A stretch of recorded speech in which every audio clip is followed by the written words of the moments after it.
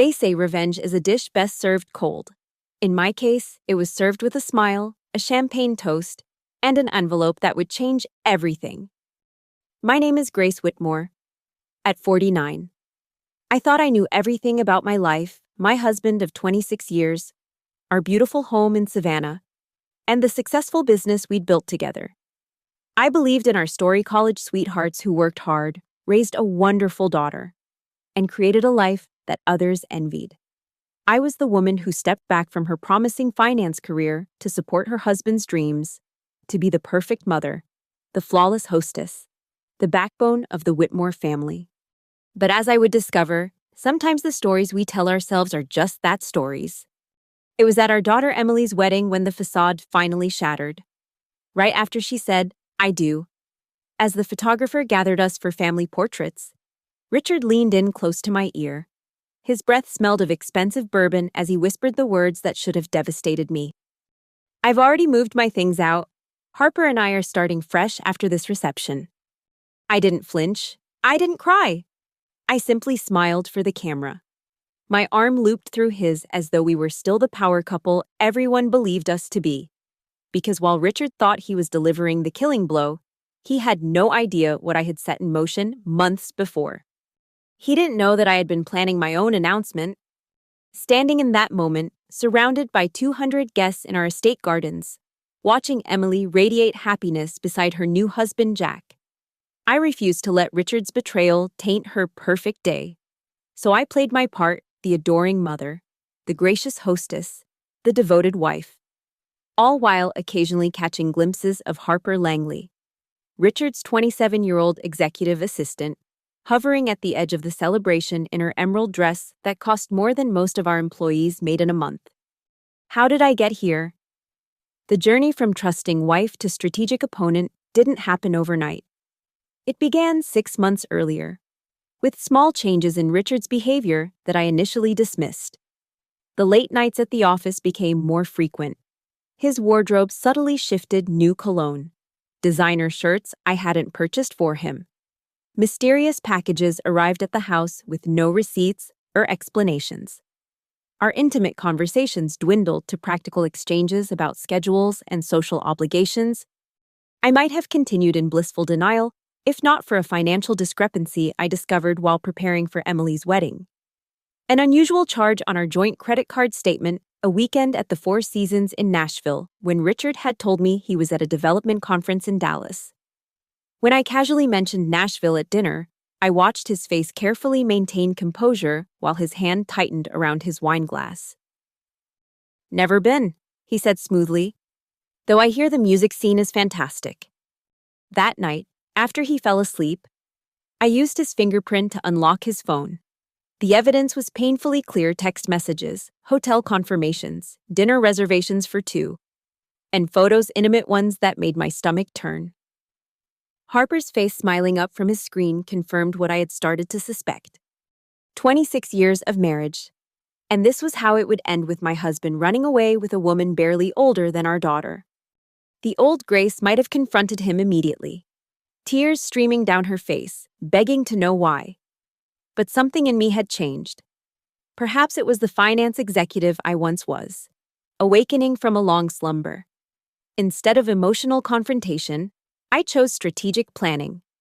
The next morning, I made 2 phone calls. The first was to Monica Reed, a divorce attorney known for her discretion and ruthless efficiency. The second was to Aaron Blake, a private investigator who specialized in high-net-worth cases. "I need to know everything," I told Aaron. "Not just the affair, I want to know where the money is going." Because that was the other revelation that had come from my late-night investigation. Richard hadn't just been unfaithful emotionally and physically, he had been moving our assets preparing for his exit, a separate credit card I knew nothing about, bank transfers to accounts I couldn't access, a paper trail that suggested he'd been planning this departure for at least a year. What Richard failed to remember was that before I became Mrs. Whitmore, I had been Grace Sullivan, the financial analyst who specialized in tracing assets and identifying fraud. Those skills hadn't disappeared, they had merely been dormant. The thing about men like your husband, Monica told me during our first meeting in her sleek downtown office, is that they underestimate women like you. They think because you've focused on family, you've lost your edge. We're going to use that assumption to our advantage. For the next 5 months, I lived a double life. By day, I was still Grace Whitmore planning our daughter's dream wedding, overseeing the renovation of our garden for the ceremony, hosting charity events, and playing the role of supportive wife. By night, I worked with Monica and Aaron, meticulously documenting Richard's financial maneuvers and building our case. What we discovered was both infuriating and empowering. Richard had established a shell company to purchase a penthouse in the historic district using our marital assets, but keeping the title solely in his name. He had been systematically moving funds from our joint investments into accounts he controlled exclusively. He had even begun discussions with the board of directors at Whitmore and Crane Developments about restructuring changes that would have diminished my informal role and financial stake in the company we had built together. He's preparing for a clean break, Monica explained. He wants to walk away with as much as possible and leave you with as little as he can justify. Can he do that? I asked, my voice steady despite the rage building inside me. Monica's smile was cold and calculating. Not if we move first. What followed was what Monica called financial surgery, precise, methodical, and completely legal maneuvers to protect what was rightfully mine. We established trusts for Emily that Richard couldn't touch. We secured my ownership stakes in the company through careful documentation of my contributions over the years, the initial capital from my family that had launched the business, the client relationships I had nurtured, the strategic decisions I had influenced. Most importantly, we created a paper trail documenting when Richard had begun dissipating marital assets using our shared resources to fund his new life with Harper. In Georgia, such actions could significantly impact how property was divided in a divorce. The beautiful thing, Monica told me, is that he thinks he's being so clever. Every transfer he makes, every asset he tries to hide, it's all just strengthening our case. All the while, I maintained my composure at home. I asked no questions about his late nights. I expressed no suspicion when he claimed to be on business trips. I continued to play the role of Grace Whitmore, devoted wife, while secretly dismantling the financial structure Richard thought would protect him. Won't he notice? I asked Monica once, concerned that our maneuvers would trigger some alert. Men like Richard, she said, shuffling documents into a folder, are so convinced of their own cleverness that they rarely consider someone might be outsmarting them. Besides, he's distracted. New relationships are all-consuming, especially when they're forbidden. He's not watching the details as carefully as he thinks he is. She was right. Richard was so focused on his exit strategy, on his future with Harper, that he failed to see the counter moves I was making. Each time he moved money, I documented it. Each time he lied about his whereabouts, Aaron provided evidence of where he actually was. Each time he made a decision that undermined our marital assets, we added it to the growing file. By the time Emily's wedding approached, I had a complete picture of Richard's betrayal and a comprehensive plan for how to respond. The wedding day itself was perfect, at least on the surface. Our historic Savannah home had been transformed into a fairy tale setting. White roses and hydrangeas adorned every surface. Crystal chandeliers hung from the ancient oak trees in our garden. Emily was radiant in her custom gown, walking down the aisle on Richard's arm toward Jack, her college sweetheart who looked at her with genuine adoration. I watched them from the front row, tears in my eyes that guests would assume were merely maternal emotion. In reality, they were complex joy for my daughter mixed with grief for the marriage I had thought was solid, anger at Richard's betrayal, and anticipation of what was to come. Throughout the ceremony and the beginning of the reception, Richard played his part perfectly. He gave a moving speech about love and commitment that made several guests dab at their eyes, seemingly oblivious to the irony. He danced with Emily, his face a mask of fatherly pride. He even raised a toast to me, praising my dedication to our family and the beauty of the event I had organized. To Grace, he said, glass held high, who makes everything in our lives more beautiful. The guests applauded. I smiled and nodded in acknowledgement, wondering if anyone else could see through his performance. Across the garden, I caught Harper's eye briefly. She looked away quickly, fidgeting with the emerald dress that Richard had undoubtedly purchased for her.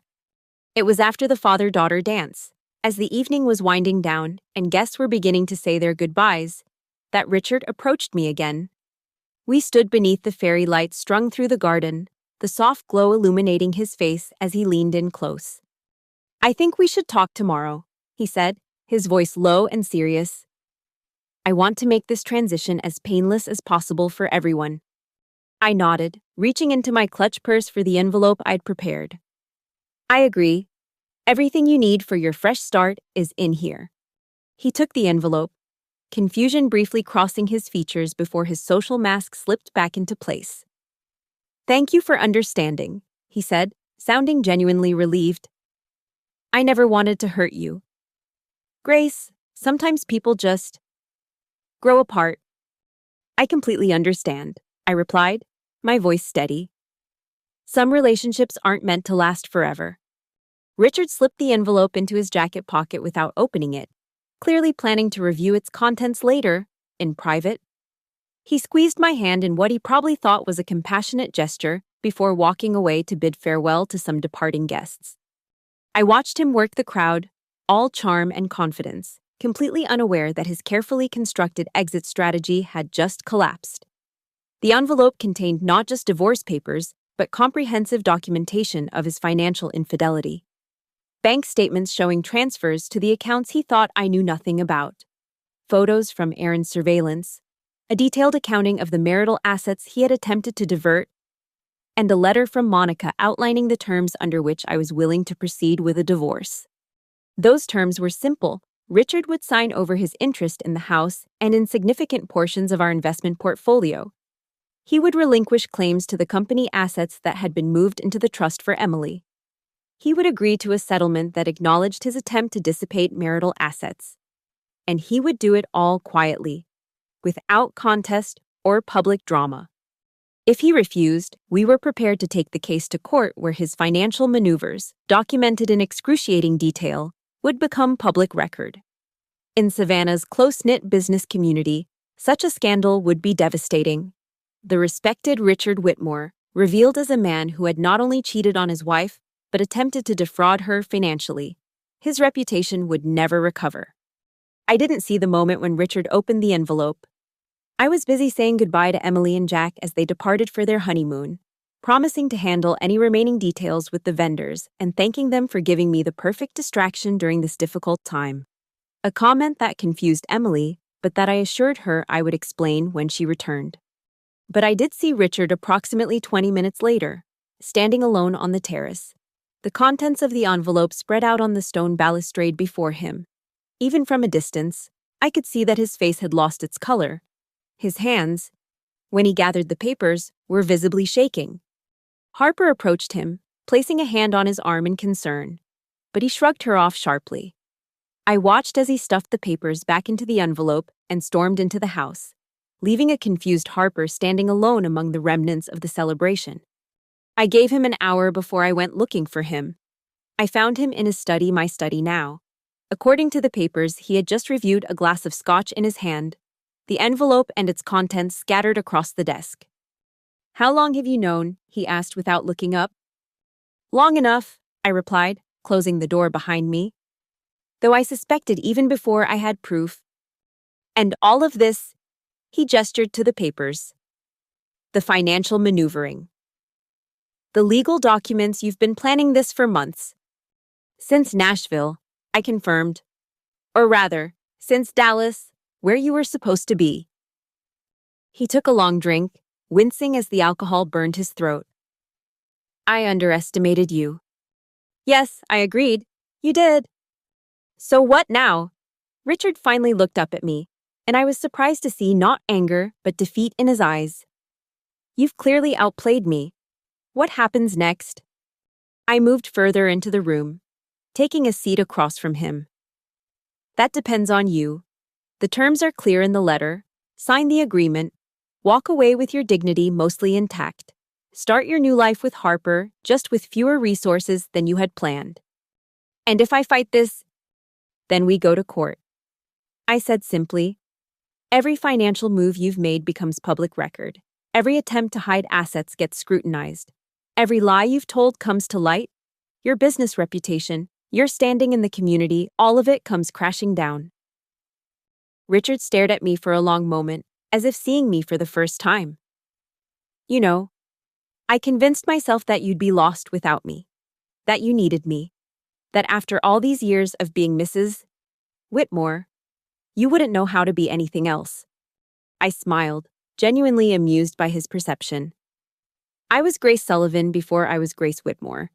I'll be fine regardless of what name I use. He nodded slowly, resigned. I'll have my lawyer review these tomorrow, but I expect we'll agree to your terms. I thought you might. I stood to leave but paused at the door. Oh, and Richard, the penthouse you purchased for you and Harper. You might want to check the title again. It seems there was an administrative error at the county clerk's office. The shell company you created doesn't actually own it anymore. I left him there, surrounded by the evidence of his failures, and returned to the garden where the last of the wedding staff were clearing away the remains of the celebration. The night air was heavy with the scent of flowers and the lingering notes of the band's final songs. I walked among the empty tables, adjusting a forgotten napkin here, straightening a chair there, small gestures of order in a world that had just been upended. Harper found me there, her emerald dress now slightly rumpled, her carefully styled hair beginning to fall. Mrs. Whitmore, she said, her voice uncertain. Can I speak with you for a moment? I turned to face her, taking in the youth that had once made me feel so insecure, now seeing only her naivety. Of course, Harper. What can I do for you? Richard he seems upset. He won't tell me what's wrong. She twisted her hands nervously. Did something happen? Reality happened, I replied calmly. Richard has just discovered that actions have consequences. Her brow furrowed in confusion. I don't understand. No. I agreed. I don't think you do. But you will. I stepped closer to her, keeping my voice gentle despite the hardness of my words. Here's some free advice, Harper. When Richard tells you that I've ruined everything, that I've taken what was rightfully his, remember this, he tried to take what was rightfully mine first. The difference is, I was smarter about it. I left her standing there, mouth slightly open in shock, and made my way back to the house, my house now. Secured through the legal maneuvers Richard had been too distracted to notice. Tomorrow would bring complications, negotiations, the beginning of a new chapter.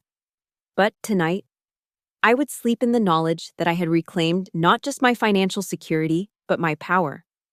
The next morning, I awoke to an empty house. Richard had not come to bed, whether he had spent the night with Harper or simply slept in one of the guest rooms. I neither knew nor cared.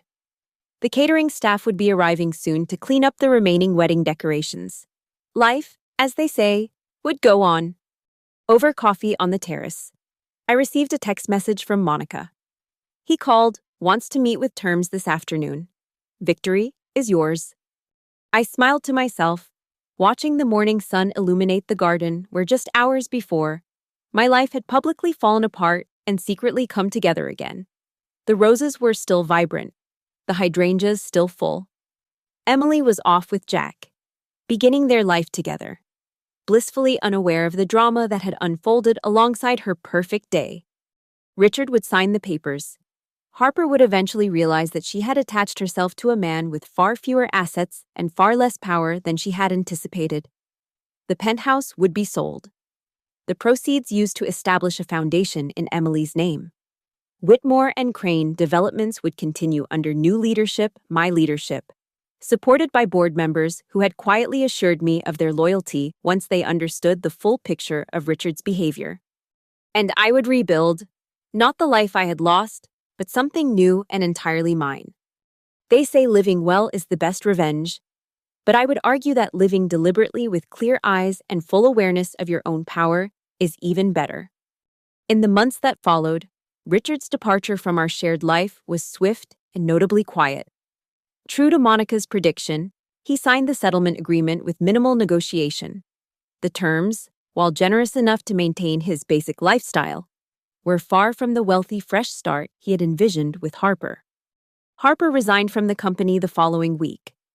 I heard through the inevitable grapevine that she had accepted a position with a competitor across town, notably without Richard accompanying her in the move. Whether their relationship had survived the financial reality check or not, I couldn't say with certainty. I chose not to investigate further. Some details were no longer relevant to my life. The company transition was surprisingly smooth. Richard had always been the public face of Whitmore and Crane, the charismatic dealmaker who charmed clients and secured contracts. But I had been the one who maintained relationships, who remembered personal details, who ensured that promises were kept and expectations were met. When I stepped formally into a leadership role, most of our long-term clients simply nodded as if this was the natural order of things. About time you took the title that matched the work. One of our oldest clients told me over lunch, Richard talked a good game, but everyone knew you were the one who made sure things happened. The board members, initially concerned about stability during the transition, were quickly reassured as I presented a clear vision for the company's future. The same analytical skills that had allowed me to unravel Richard's financial deception now served me well in corporate strategy. We expanded into sustainable development projects, secured a major contract for affordable housing that had ethical as well as financial benefits, and began exploring international partnerships that Richard had always dismissed as too complex. At home, I made changes too. The master bedroom was completely redecorated, erasing the space Richard and I had shared and creating instead a sanctuary that reflected my personal taste. Walls came down between smaller rooms to create an office worthy of my new professional role. The garden, so recently the site of both a wedding and a private war, was redesigned with my favorite flowers and a small meditation pond where I could sit and reflect at the end of busy days. Emily and Jack returned from their honeymoon to find not the family home they had left, but a house in transition and a mother transformed from the person they had known. "Dad left," Emily asked, her voice small and confused when I finally explained what had happened. We sat in the garden, the afternoon sun filtering through the oak trees that had witnessed so much drama on her wedding day. "Yes," I confirmed, keeping my tone gentle. "He's been having an affair with Harper for some time. He had planned to leave after your wedding." With Harper, Emily's disgust was evident. "She's basically my age, and at my wedding, he couldn't even wait until after. Your father has made a series of poor decisions."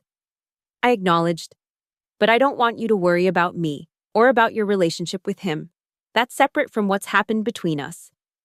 Emily reached for my hand, her eyes filling with tears. "Mom, I'm so sorry. This must be devastating for you. 26 years and he just leaves for his assistant. It's like a bad movie cliché." I squeezed her hand, touched by her concern but wanting to reassure her. "It was a shock at first," I admitted, "but I've had time to adjust to the idea. And honestly, Emily, I'm doing better than I have in years." She studied my face, searching for signs of hidden pain or brave fronting. "You really are, aren't you? You seem different. Stronger, somehow." "I am," I confirmed. "Your father's betrayal forced me to reclaim parts of myself I had set aside. The financial analyst, the businesswoman, the independent thinker, they were always there, just dormant. Now they're awake again." Jack, who had been quietly supportive throughout the conversation, finally spoke up. "What Richard did was unforgivable. But it's incredible to see how you've handled it, Grace. Most people would have fallen apart." I smiled at my new son-in-law, appreciating his loyalty and sensitivity. "There were moments when falling apart seemed like the easiest option," I admitted. But then I remembered who I was before I was Mrs. Whitmore. That woman knew how to fight on her own terms. Later, after they had left to settle into their new apartment, I reflected on how carefully I'd controlled the narrative for Emily's sake. I had shared the fact of Richard's affair, but not the financial deception that had accompanied it. I had acknowledged the pain of betrayal without dwelling on the rage that had fueled my counterattack. I had presented the outcome as mutual and civilized, rather than as the strategic victory it truly was. Some truths were mine alone to carry, at least for now. The wider community's reaction to our separation unfolded gradually. Richard and I had been fixtures in Savannah society for decades. Our names linked in charity programs and business journals. Our presence expected at every significant social event. Our sudden appearance as separate entities created ripples of gossip and speculation. To his credit, Richard maintained the story we had agreed upon in our settlement. We had grown apart. The separation was amicable. We remained supportive of each other's future endeavors. But Savannah was a small town at heart, despite its tourism and growing business community. People noticed when Harper disappeared from his side after just a few months. They observed his diminished lifestyle, the luxury car exchanged for a more modest model. The membership at the exclusive country club quietly relinquished. Meanwhile, I continued to rise. The company flourished under my more transparent leadership.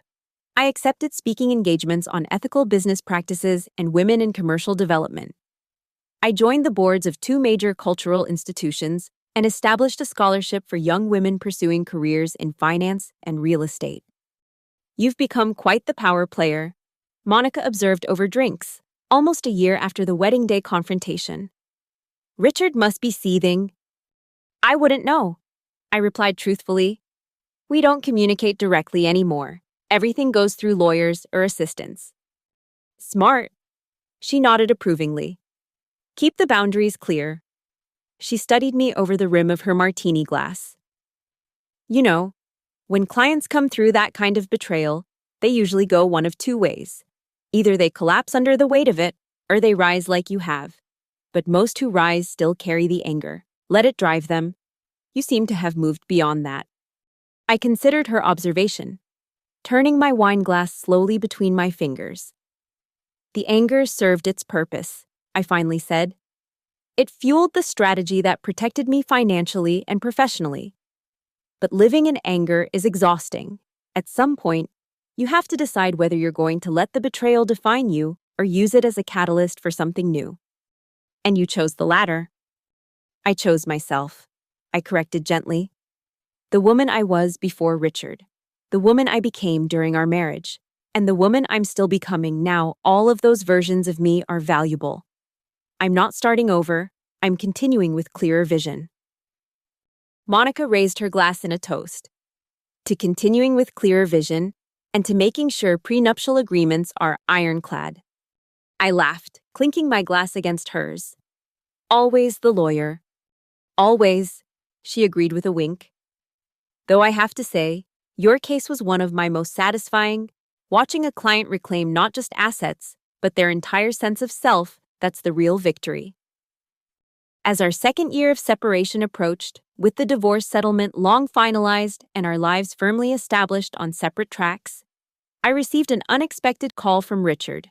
It was the first direct contact we'd had in over 18 months. Grace, his voice was hesitant when I answered. I hope I'm not intruding. That depends on why you're calling, I replied, keeping my tone neutral as I stood in my office overlooking the Savannah River, the company I now fully controlled thriving around me. I'm moving, he said. West Coast, Seattle, specifically. There's an opportunity with a development firm there. Congratulations, I said, genuinely meaning it. Richard had always been talented at what he did, regardless of his personal failings. I wish you success. Thank you. He paused, and I could hear him gathering his thoughts. Before I go, I don't know if apologize is even adequate, but I wanted to acknowledge what I did to you. The affair, the financial deception, all of it was inexcusable. I sat down slowly, unprepared for this conversation. Yes, it was. You outplayed me completely, he continued, a note of rueful admiration in his voice. By the time I realized what you'd done, it was too late. You'd protected yourself in ways I never imagined you could. You forgot who I was, I said simply. I did, he agreed. I convinced myself you were just an extension of me, I guess. Not a formidable person in your own right. It was the biggest mistake of my life, and not just financially. I let the silence stretch between us, unsure how to respond to this unexpected vulnerability from a man who had shown me nothing but calculation for so long. Harper left, he finally continued. About 6 months after everything fell apart, she said she'd signed up for a powerful businessman, not a middle manager starting over. He gave a short, humorless laugh. Turns out she was as interested in the lifestyle as in me. Should have seen that coming, I suppose. Probably, I agreed, refusing to offer sympathy but keeping cruelty from my voice. Is that why you're moving? Fresh start? Partly, he admitted. It's also difficult to be in Savannah now, watching you thrive while I'm rebuilding from scratch. Not that I begrudge you your success. He added quickly, you've earned it. More than earned it. I have, I agreed. Another silence fell, this one more contemplative. Emily told me you're writing a book, he said finally, about resilience after betrayal. I am, I confirmed. Though it's more about rediscovering your core self when life forces a change, the betrayal is just the catalyst in the story, not the focus. Will I be the villain? The question held a mixture of anxiety and resignation. You'll be a character, I said carefully.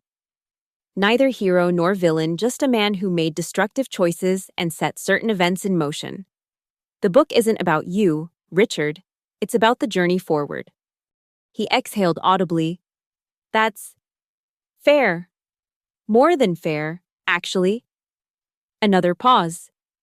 Grace, I know I have no right to ask anything of you, but what is it? When you think of our marriage now, is it all tainted? 26 years, was it all a lie to you now?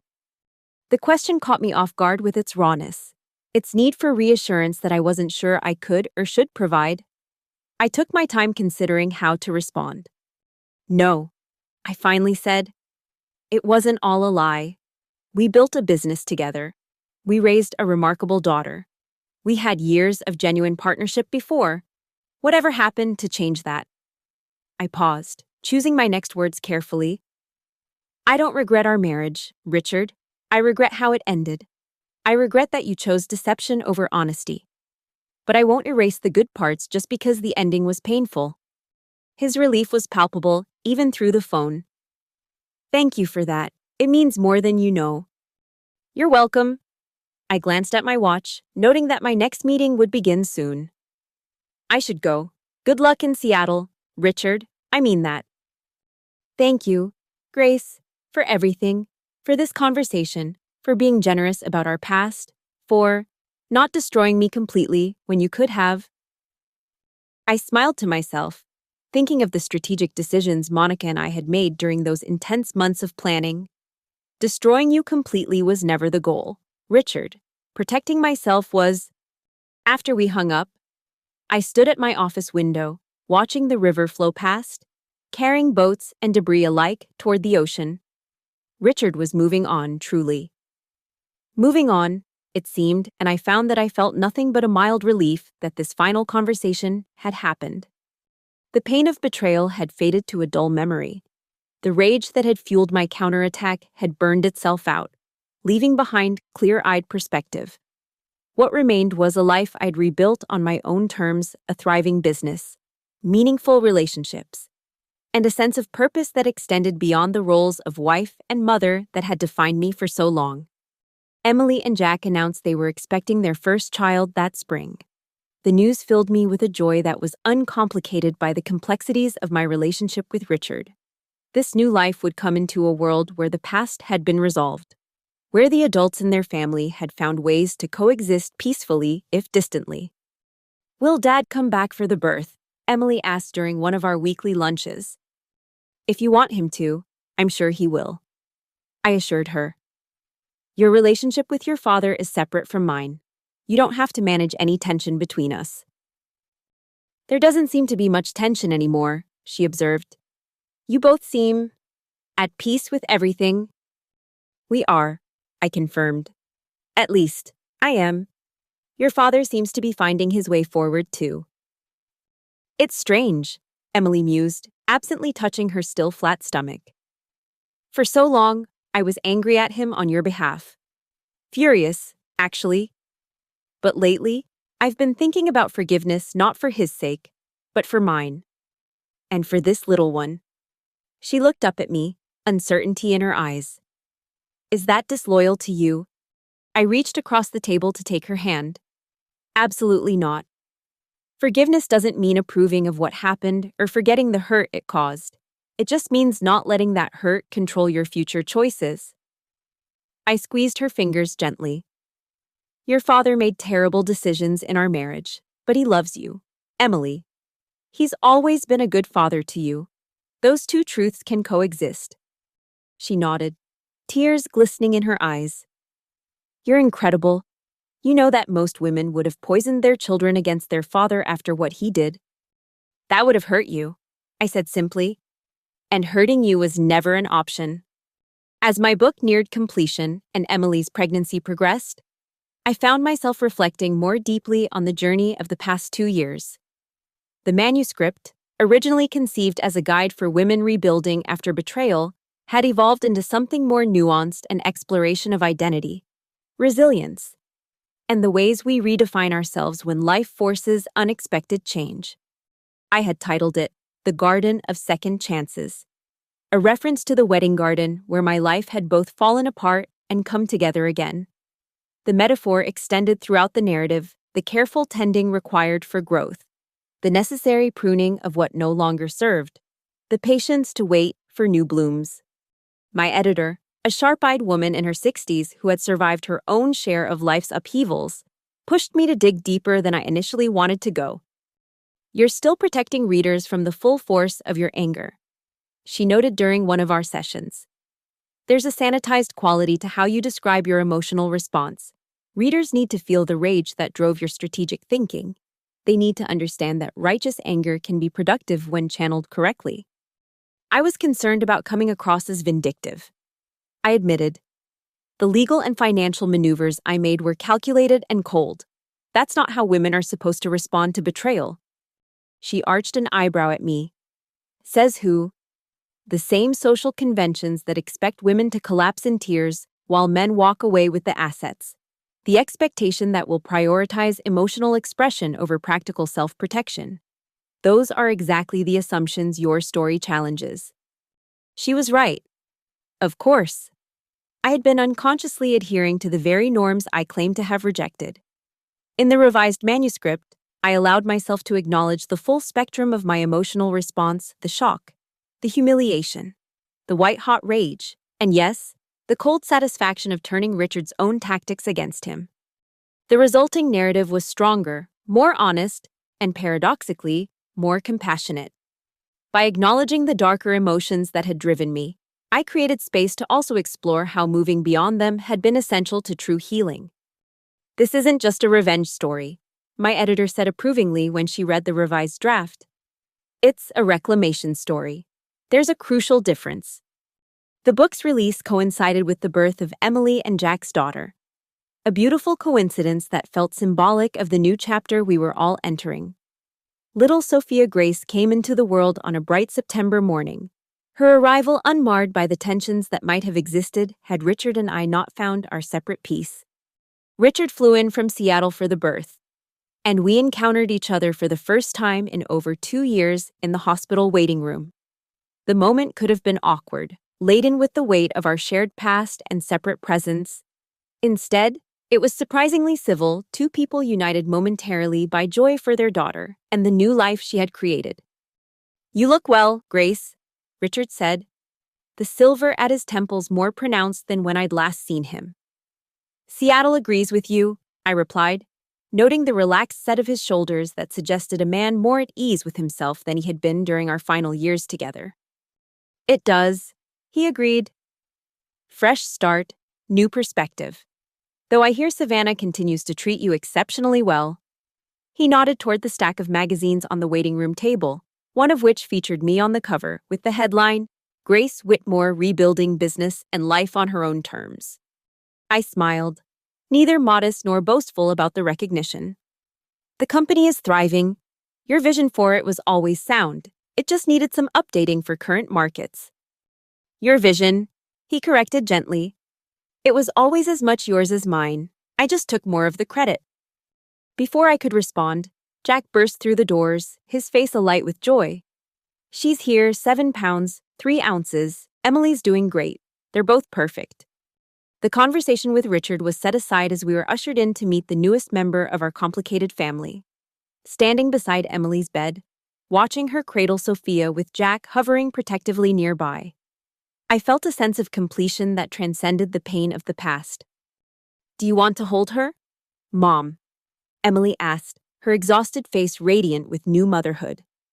As I took my granddaughter in my arms, feeling the solid weight of her tiny body against my chest, I was struck by the continuity of life, how it flows forward despite our human dramas, creating new beginnings from the ashes of endings.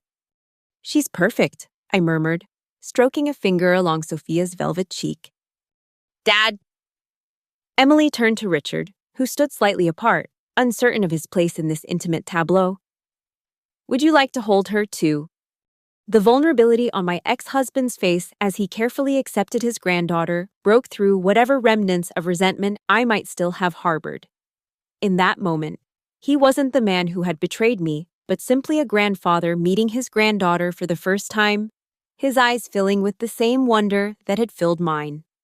Later, as Richard and I walked together to the hospital parking lot, an unexpected peace settled between us. "Your book comes out next week, doesn't it?" he asked, hands in his pockets as we navigated the rows of cars. "Yes," I confirmed. "The early reviews have been positive." He nodded thoughtfully. I ordered a copy. Not sure if that's strange or not. Reading about the dissolution of your own marriage from your ex-wife's perspective. A bit unusual, perhaps, I acknowledged. But the book isn't just about our marriage ending, Richard.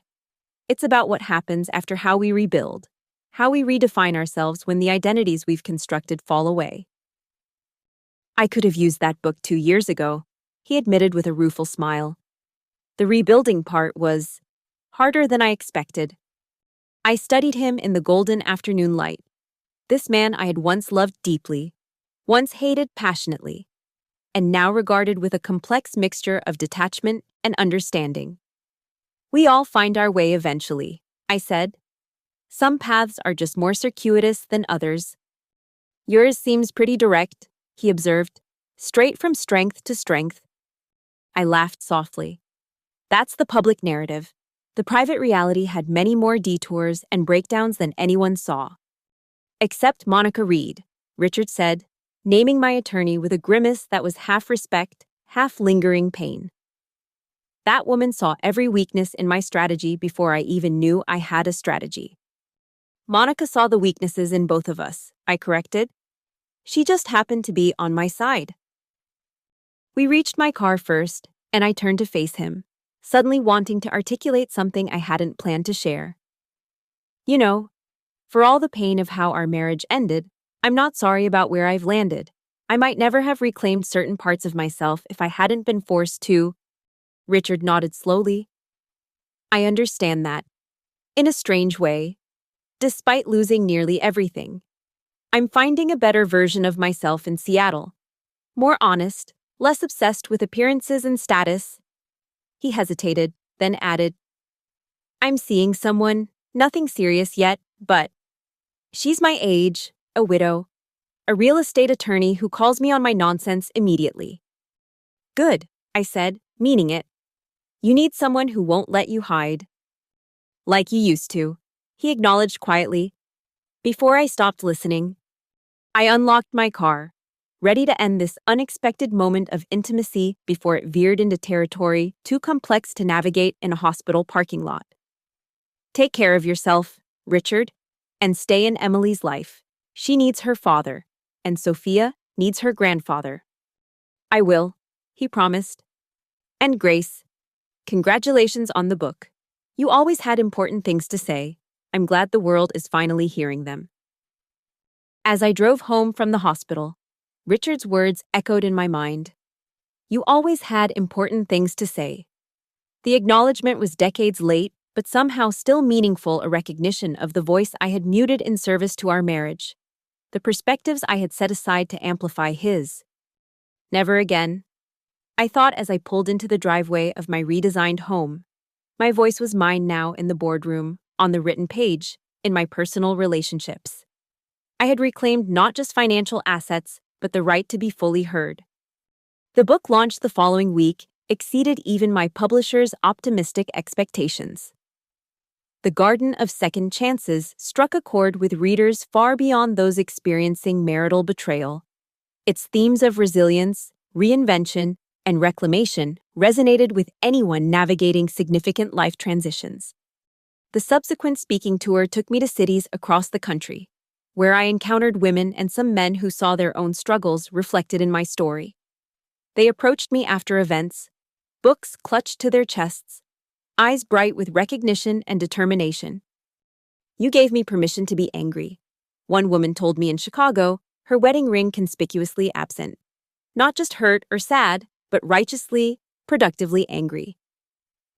"You showed me that ending a chapter doesn't mean ending the whole story," said another in Boston, gray hair elegantly styled, spine straight with newfound confidence. In Seattle, yes. Richard's new home city. A coincidence my publicist had questioned, but that I had insisted on maintaining a young woman barely older than Emily approached me with tears in her eyes. "I'm not going through a divorce," she explained. "But I lost my job last year, a career I'd built for a decade, gone overnight in a corporate restructuring. Your book helped me see that as a beginning, not just an ending." Each conversation confirmed what my editor had recognized early on. This wasn't just a story about surviving betrayal. It was about the universal experience of having identity stripped away and finding, in that painful exposure, the opportunity to rediscover your essential self. 3 years after the wedding day that had changed everything, I found myself back in the garden where it had all unfolded. The space had been transformed several times since then, the wedding decorations cleared away, the original landscaping redesigned to reflect my personal taste, and now, decorated once again for a celebration. My 50th birthday party was underway. A much smaller gathering than Emily's wedding, but no less significant. Friends who had supported me through the transition, colleagues who had become allies, family members who had witnessed my transformation, all mingled among the hydrangeas and roses that had become symbols of resilience in my book. Emily moved through the crowd with baby Sophia on her hip, the toddler's curious eyes taking in the festivities. Jack followed close behind, ever attentive to his growing family. Monica held court near the champagne fountain, regaling a group of admirers with carefully anonymized stories from her legal career. Aaron, the private investigator whose meticulous work had documented Richard's deception, chatted with my editor about the potential for a documentary based on the book. As twilight descended and fairy lights illuminated the garden, an echo of Emily's wedding that felt like reclaiming rather than reliving. I found a moment of solitude on the stone terrace where Richard had stood that night, shaken by the collapse of his carefully constructed exit strategy. "Quite a different gathering from the last major event in this garden," a voice observed, and I turned to find Jack's mother, Catherine, joining me with 2 glasses of champagne. She handed one to me with a knowing smile. "Though I suspect this one is far more satisfying." I accepted the glass, clinking it gently against hers. "Different satisfactions," I agreed. Emily's wedding was one of the happiest days of my life, despite the complications. "Despite your husband choosing that moment to announce he was leaving you for his much younger assistant," Catherine raised an eyebrow. "You're either a saint or the most strategic thinker I've ever met." I laughed, appreciating her directness. Catherine had been a quiet ally during the aftermath, supporting Emily while respecting my privacy. "Definitely not a saint," I assured her. "As for strategic thinking, let's just say my career in finance wasn't wasted after all." She nodded, leaning against the stone balustrade beside me. "Jack told me about your book finally. I bought a copy last week." She paused, studying me over the rim of her glass. "It's extraordinary, Grace. Not just the story itself, but the way you've transformed something that could have destroyed you into something that empowers others." "That wasn't the original plan," I admitted. "I started writing it as a way to process what had happened, The public aspect came later. The best gifts often emerge that way, Catherine observed. Unplanned, but exactly what's needed. She gestured toward the garden below us, where Emily was now showing Sophia how to smell a rose, the baby's face comically scrunched in concentration. Life has a way of bringing us back to the essential, doesn't it? Despite our best attempts to complicate things, I followed her gaze, watching my daughter and granddaughter together against the backdrop of flowers and friends. It does, I agreed. Though sometimes we need the complications to appreciate the simplicity. Catherine raised her glass in a toast. To finding your way back to what matters through whatever path gets you there. As the evening progressed and guests began to depart, Emily found me arranging leftover pastries for the staff to take home. Hey, birthday girl, she said, slipping an arm around my waist. Sophia finally crashed, Jax putting her down in the portable crib upstairs. She lasted longer than I expected, I replied, leaning into my daughter's embrace. She has your determination. And your observant eyes, Emily added. Nothing escapes her notice. She hesitated, then continued. Dad called earlier. He wanted me to wish you a happy birthday from him.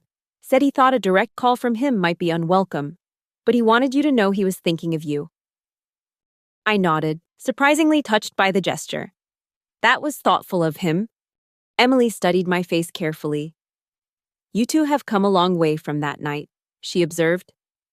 Sometimes I still can't believe how it all unfolded and how you managed to keep it from overshadowing my wedding. That was always the priority, I assured her. Your happiness, your special day. I know, she said softly.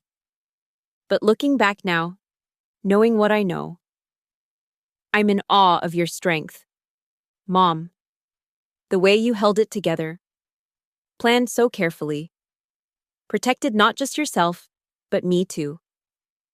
She shook her head in wonder. I hope I inherited even half of that strength. I cupped her face gently. This beautiful young woman who carried parts of both Richard and me within her. You have your own kind of strength, Emily. Different from mine, but no less powerful. Later that night, after the last guest had departed and the catering staff had cleared away the evidence of celebration, I sat alone in my garden. The fairy lights still twinkled among the trees, casting a gentle glow over the flowers that had witnessed so much of my journey. 3 years ago, in this very space, Richard had thought he was ending our story on his terms. He couldn't have known that he was actually setting in motion a new beginning, not just for me, but for everyone touched by the ripple effects of his decision. My phone buzzed with a text message, unknown number. But the content made the sender clear. Happy 50th, Grace. May it be the beginning of your best decade yet. The book is changing lives, including mine. Thank you for your courage and your mercy. R. I didn't respond immediately, letting the complex emotions wash through me. Gratitude for the journey, despite its painful catalysts. Pride in the strength I had discovered within myself. A quiet satisfaction that even Richard had found a path to growth through the wreckage of his own making. Finally, I typed a simple reply. Thank you, Richard. Every garden needs pruning before it can truly thrive. I pressed send and then set my phone aside, leaning back to gaze at the stars visible between the oak branches overhead. At 49, I had thought my story was ending. At 50, I understood it was simply continuing to unfold. Each chapter building on the last. Each challenge revealing new facets of a self I was still discovering. The garden of second chances was in full bloom around me, nourished by tears and triumph alike. And I, Grace Whitmore, once Grace Sullivan, and perhaps someday another name, entirely continued to grow within it. Roots deepening, reaching ever upward toward the light.